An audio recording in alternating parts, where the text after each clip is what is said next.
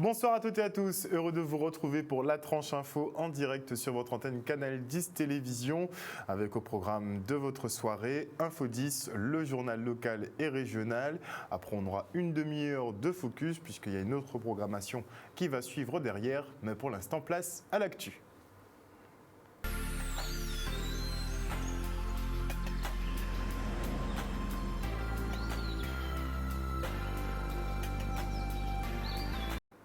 Nous sommes le mercredi 8 septembre 2021 et voici les titres de ce journal.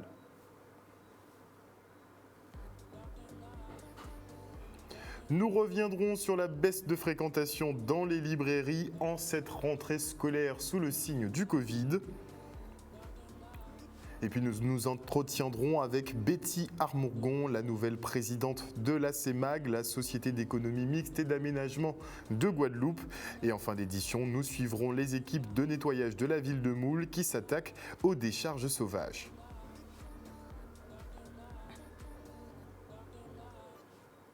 Et qui plus est, ce soir, je recevrai Jocelyne Laurent, qui est directrice de JL Formation.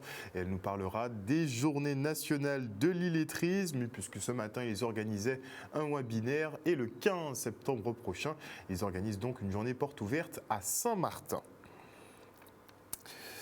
Et on commence effectivement avec le point Covid du mercredi. Et sur les 19 000 nouveaux tests réalisés pour la période du 30 août au 5 septembre, le nombre de cas positifs est de 1660 contre 3214 la semaine dernière. Un chiffre réduit de moitié, tout comme le taux d'incidence qui passe de 852 à 440 pour 100 000 habitants. Le taux de positivité perd 4 points et passe à 10,1% au lieu de 14,5%. Le facteur de reproduction est à 0,47, ce qui veut dire qu'une personne porteuse ne contamine quasiment plus, ou une demi-personne si on regarde les chiffres.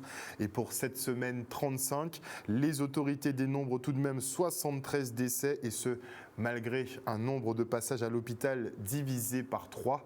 Notez effectivement que l'on comptait plus de 600 passages à l'hôpital pour suspicion Covid et des hospitalisations, moins 300 hospitalisations par semaine. Eh bien, le nombre de passages a déjà été réduit à 200 pour cette semaine, mais le nombre de morts reste tout de même très élevé visiblement. Et avec les mesures de restriction, la rentrée scolaire est bouleversée à tous les niveaux. Les librairies ont peu tourné en août, entre distance de sécurité et report de la rentrée entre 2 semaines, de 2 semaines quasiment. C'est sans compter les livraisons et approvisionnements qui prennent plus de temps que prévu. Peu développé sur l'île d'ailleurs, le click and collect s'apparente plutôt à du crier and collect. En tous les cas, l'équipe commerciale de la Librairie Générale attend une embellie ce mois-ci et se penche déjà sur les festivités de Noël pour rattraper le coup. Le reportage. Le mois d'août, c'est notre plus gros mois de l'année. Notre année tient beaucoup sur la rentrée scolaire. C'est vrai que on n'a pas atteint les chiffres qu'on souhaitait, on n'a même pas atteint les chiffres de l'année dernière sur le mois d'août. On compte beaucoup sur le mois de septembre et le mois d'octobre pour parce qu'on pense qu'il y a eu un transfert et que du coup simplement que les gens ne pouvaient pas venir par rapport aux 5 km, etc. D'ailleurs, on a vu aussi qu'au Moule et à Bastère, nos 2 autres points, parce que là nous sommes à Jarry, ont aussi eu du coup les conséquences de ces 5 km. On n'a pas eu du tout le rush de la rentrée, surtout en août. En juillet, ça a été très bien. En juin aussi, les gens s'y ont pris très tôt aussi. On était très contents. D'ailleurs, on encourage tout le monde à s'y prendre depuis juin s'il le souhaite. Le site librairiegénérale.fr qui en général est en ligne dès le 15 juin jusqu'au 15 juillet à peu près, vous déposez sur internet et après on traite pour vous quoi. Comme ça vous permet d'avoir les choses assez tôt. Et donc le rush cette année on l'a pas ressenti. On l'attendait très fortement sur août pour être très franc. Donc le confinement a fait que on ne l'a pas eu. Par contre, on a des grosses journées depuis quelques jours, depuis que la rentrée en distanciel a été annoncée tout simplement. Donc on a quand même du monde. On parle plus de crier and collect ou call and collect que de click and collect. Faut être sincère, aujourd'hui il y a quelques enseignes qui le font et le font bien. Les plus grosses s'y sont mis depuis l'année dernière. Nous, on avait fait le choix depuis la première année de faire le dépôt de livres sur internet et la récupération physique avec un check. Ce qu'on a surtout essayé de faire, c'est d'accélérer les processus le temps que les gens passent dans le magasin. donc au niveau du traitement, au niveau des caisses, des choses comme ça, pour justement qu'il y ait un flux qui ne dépasse jamais la jauge autorisée et qu'il n'y ait pas de mise en danger de nos clients et de notre personnel d'ailleurs. Mais on espère, après on verra, on essaie surtout de finir la période de rentrée, satisfaire les clients au mieux vu les conditions, puisque les conditions d'acheminement ne sont pas simples non plus, que ce soit le transport, que ce soit même les éditeurs en France en fait, qui ont leur logistique, c'est pas forcément simple. Donc du coup c'est vrai aussi qu'on a eu pas mal de, vous savez, les cas contacts, les choses comme ça, parce que ça a touché tous les domaines, donc c'est vrai que c'est compliqué à gérer en termes de ressources humaines aussi. Mais on espère vraiment que septembre et octobre vont être meilleurs que l'année dernière pour rattraper le retard de août principalement et préparer une très grosse saison de Noël où on bosse déjà là-dessus, les jeux éducatifs, les coffrets, les choses comme ça, pour proposer de la qualité à nos concitoyens, à nos compatriotes.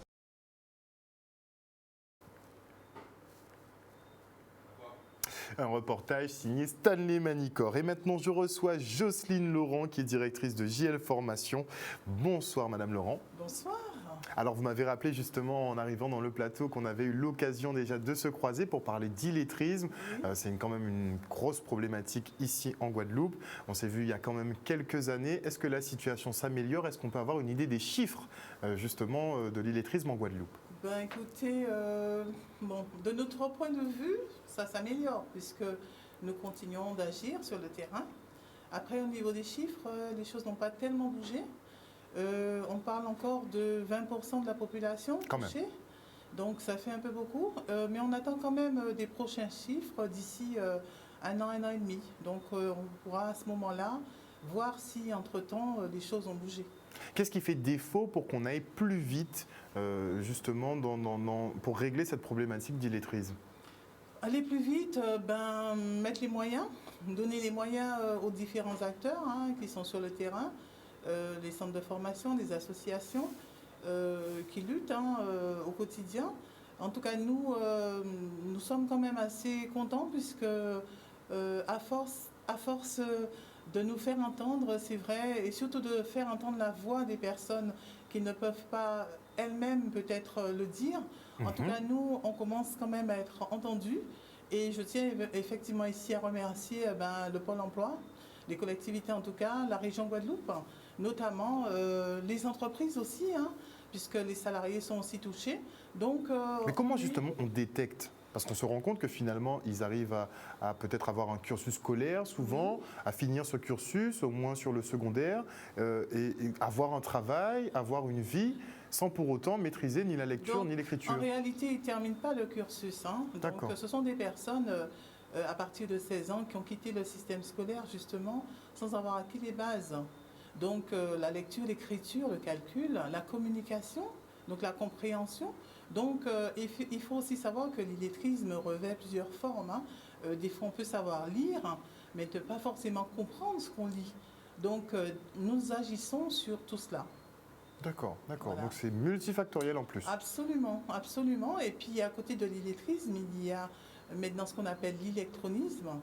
Et vous savez que maintenant, d'autant plus dans cette période de pandémie, les personnes doivent faire toutes les démarches par Internet.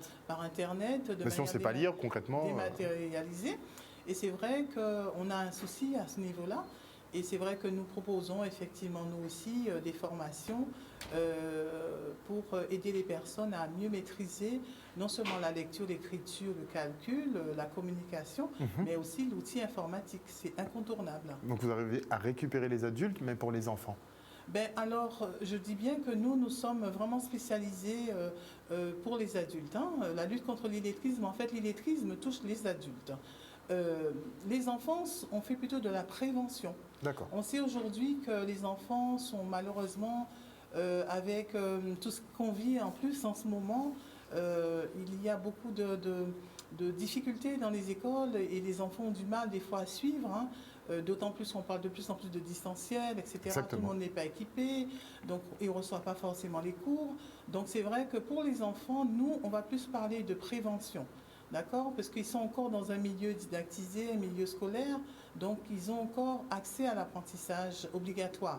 Donc là, on ne parle pas d'illettrisme, on parle de prévention de l'illettrisme, on parle d'échec scolaire, et donc il faut beaucoup agir effectivement sur cela pour ne pas se retrouver dans quelques années encore avec des taux d'illettrisme qui sont quand même assez hauts encore dans notre pays.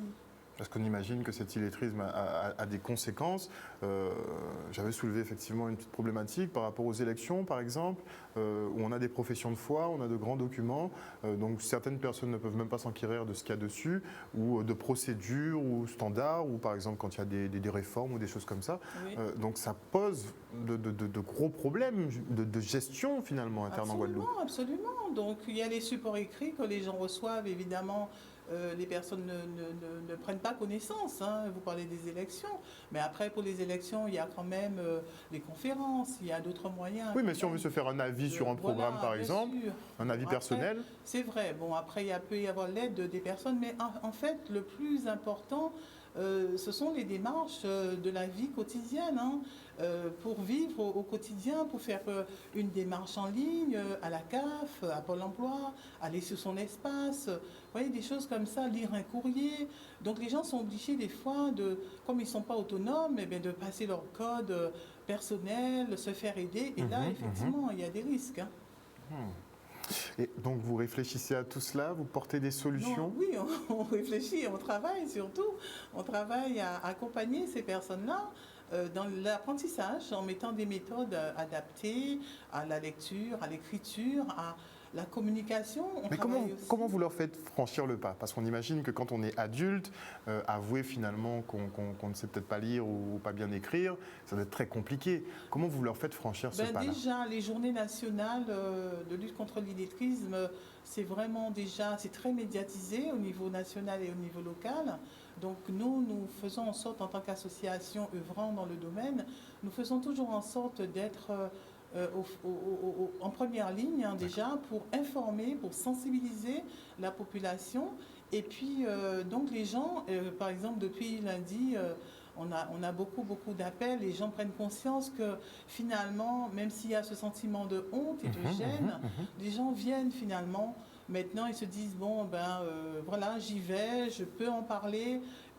Donc, on a les méthodes aussi pour accueillir les personnes, les rassurer et surtout, en fait, les emmener à ces apprentissages. Parce que apprendre à lire, à écrire, pouvoir faire seul ces démarches administratives, s'occuper des enfants, de la scolarité des enfants, les accompagner pour les devoirs. Tout ça, c'est de l'autonomie et les personnes ont besoin de ça. Donc, lorsque nous avons ces journées d'action chaque année, au mois de septembre, nous profitons vraiment pour sensibiliser la population, sensibiliser les personnes concernées, leur dire, vous pouvez venir, rapprochez-vous de nous ou d'un centre de formation, d'une association. Nous allons vous accompagner, vous aider et nous mettons tout en place en tout cas pour cela. Donc aujourd'hui, vous avez organisé un webinaire. Le 15 septembre prochain, il y aura une journée porte ouverte sur Saint-Martin. On peut déjà avoir un petit débrief quand même du webinaire. Oui, le webinaire, oui, franchement, c'était vraiment un moment intéressant, très interactif. On a eu pas mal de participants.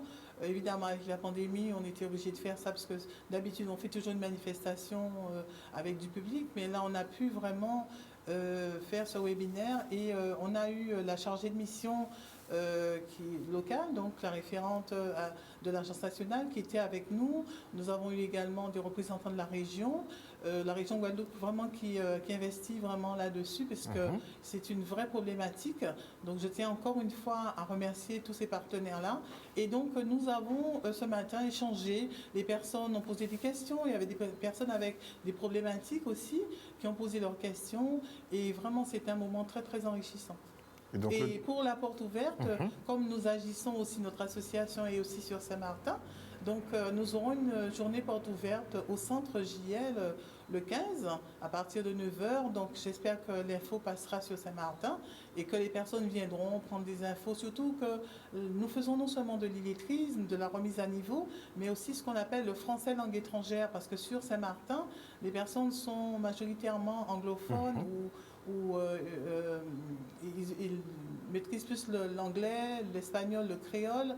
Et c'est vrai que le français a du mal. Donc, là, dernière position même. Il y a du travail et nous allons faire une porte ouverte pour informer les gens sur ce que nous faisons. Et voilà, et puis aussi les collectivités, leur dire voilà, Nous sommes là pour accompagner. Merci beaucoup en tout cas Madame Laurent, je le rappelle, qui travaille justement à régler cette problématique de l'illettrisme ici en Guadeloupe qui touche quand même 20% de la population, ce qui est énorme. Donc merci encore pour le travail que vous accomplissez. Merci beaucoup. Merci. Parlons maintenant de Betty Armourgon, qui est la nouvelle présidente de la CEMAG. La conseillère régionale et adjointe au maire de Moule prend donc la tête de cette société d'économie mixte, à la fois constructeur et bailleur social, avec un parc de 4600 logements, mais aussi un gestionnaire de sites touristiques tels que le Jardin botanique. En ce début de mandature, Betty Armourgon entend partir à la rencontre des salariés, mais aussi de l'association des locataires. Une première étape afin d'établir un plan de travail efficient pour les prochaines années. On l'écoute. Déjà, je suis très fière et très heureuse d'avoir été élue à l'unanimité à la présidence de la Société d'économie mixte de la Guadeloupe. Je profite de votre antenne pour remercier les administrateurs de leur confiance. Et tout d'abord, je voulais remercier le président de région Harry Chalus et le président du département Guy Losbar d'avoir présenté ma candidature. C'était très important pour moi. On sent bien une volonté des deux exécutifs de travailler ensemble et puis ça traduit bien entendu le pacte de gouvernance concertée. Mais l'ambition, c'est de renforcer, de conforter, de développer cette SEM locale qui est le principal outil de développement et d'aménagement au service de nos collectivités et de nos Guadeloupéens. Pour l'instant, j'ai 3 priorités. Je viens d'être élue présidente de la CEMAG, je dois prendre mes marques. Je dois écouter, essayer de comprendre la structure. Donc j'irai à la rencontre des administrateurs pour avoir leur avis sur l'avenir de la structure.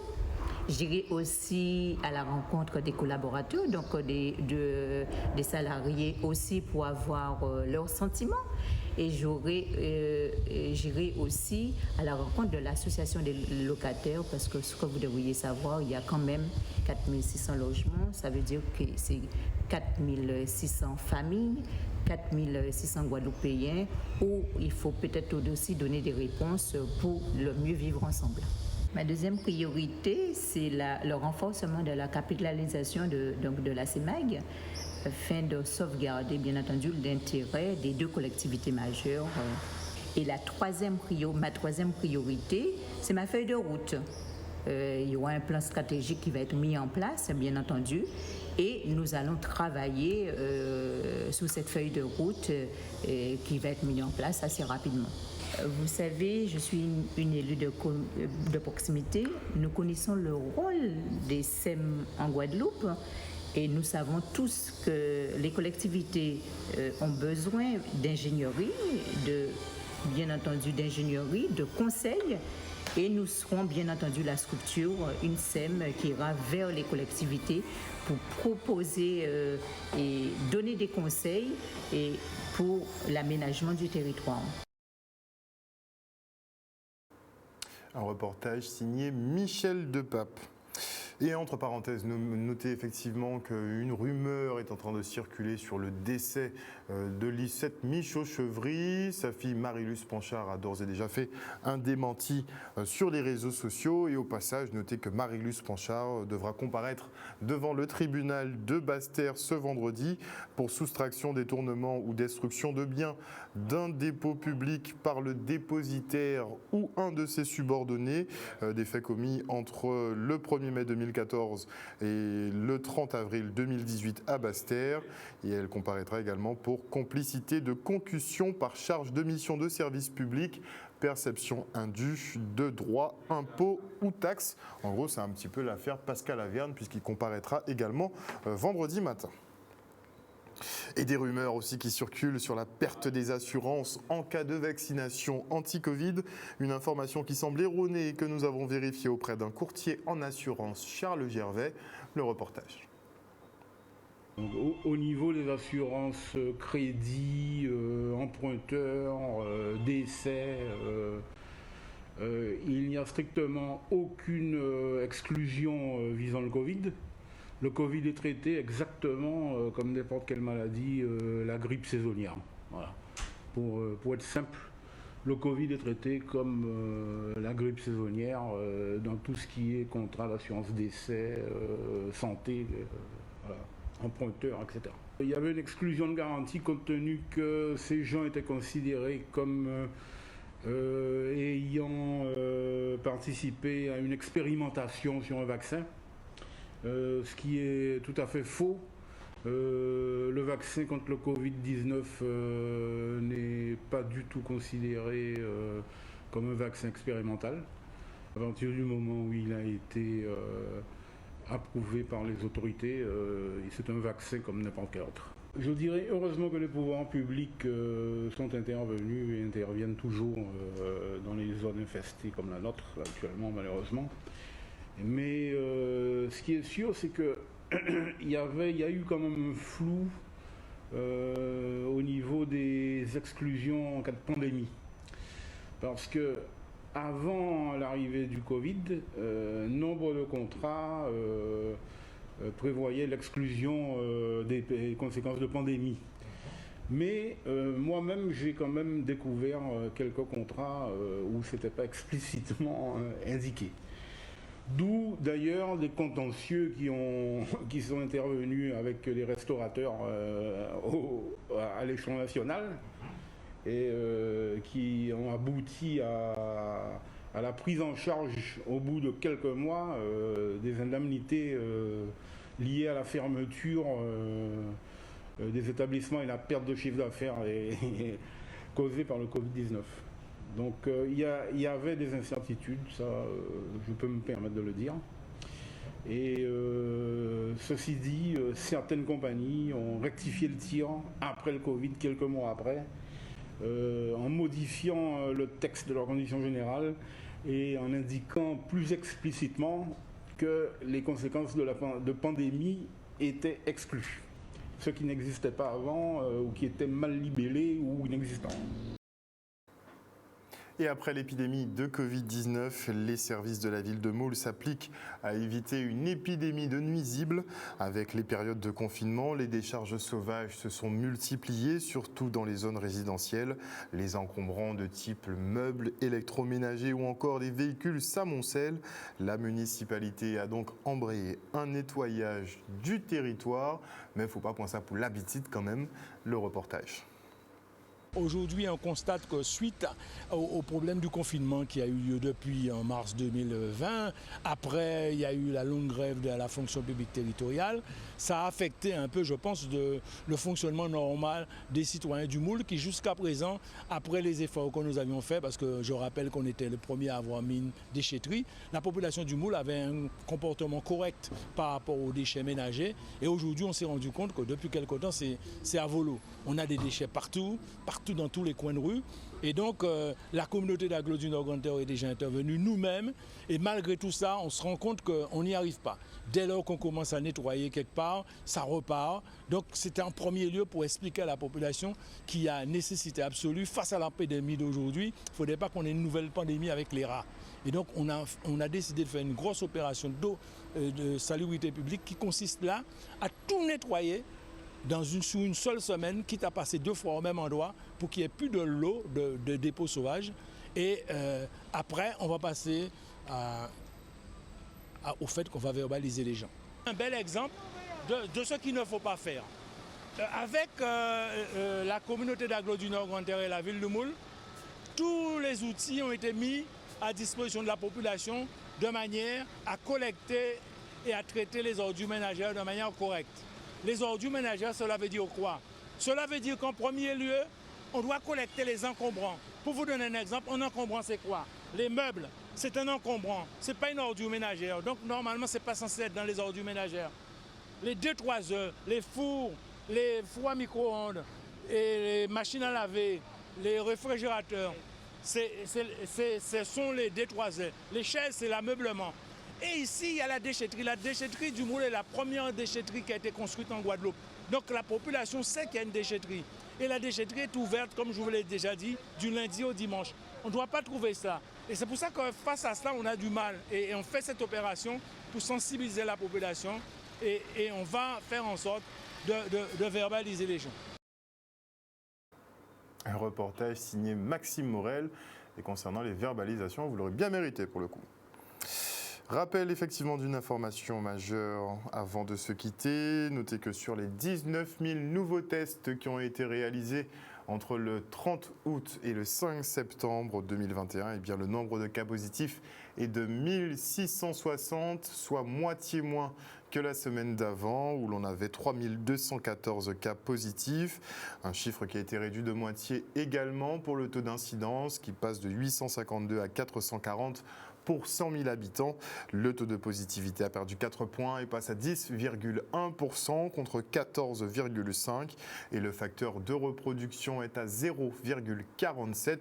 Donc une personne infecte moins, enfin une demi-personne en fait. Et sur la semaine 35, on dénombre tout de même 73 décès sur la période, malgré effectivement un flux de patients 3 fois moins important que les semaines précédentes. Voilà, chers téléspectateurs, nous sommes arrivés au terme de ce journal. Merci pour votre fidélité. N'oubliez pas que sur Canal 10 Télévision, vous faites l'information que nous diffusons. Le journal local revient demain à 19h. 18h30, ah oui, on a récupéré l'horaire normal, donc 18h30. Une bonne soirée à vous et des bisous. Bye.